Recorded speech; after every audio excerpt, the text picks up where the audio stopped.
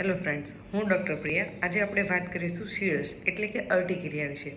શીળસ એ એક પ્રકારનો એલર્જીક રોગ છે કે જેમાં તીવ્ર ખંજવાળ આવી, શરીર પર લાલ ચકામા થઈ જવા અને સોજો આવવો જેવા લક્ષણો જોવા મળે છે.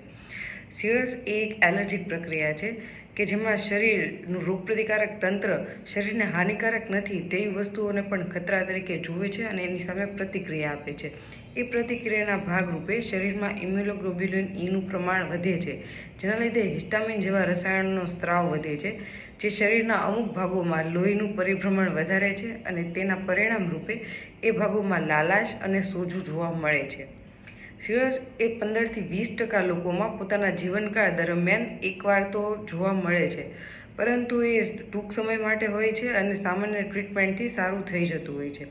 પરંતુ જો આ લક્ષણો 6 અઠવાડિયા કરતાં વધારે સમય ચાલે તો એને ક્રોનિક શીળસ તરીકે ગણવામાં આવે છે. આ રોગ અલગ અલગ કારણોથી થતો જોવા મળે છે, જેમ કે દવાની એલર્જીઓ, ખોરાકની એલર્જીઓ, જેમાં ખાટા ફળો, ખટાશવાળી વસ્તુઓ, આથાવાળી વસ્તુઓ અથવા વિરુદ્ધ આહાર જેમ કે દૂધ અને ફળો સાથે લેવાથી પણ શીળસ થઈ શકે છે.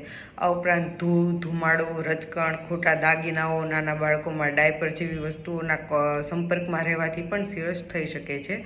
નાના બાળકોમાં કરમિયાના સંક્રમણના લીધે પણ શીળસ થવાની શક્યતાઓ રહે છે.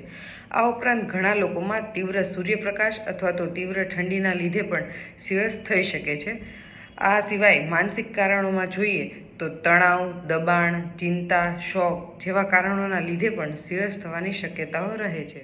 તો શીળસ અને આ પ્રકારના એલર્જીક રોગોના ઉપચાર અને નિયંત્રણ માટે હોમિયોપેથિક પદ્ધતિ ખૂબ જ સુરક્ષિત અને અસરકારક છે, જે માત્ર લક્ષણોને દૂર નથી કરતી પરંતુ રોગોનું કારણ સમજીને શરીરને નિરોગી બનાવવામાં મદદરૂપ થાય છે.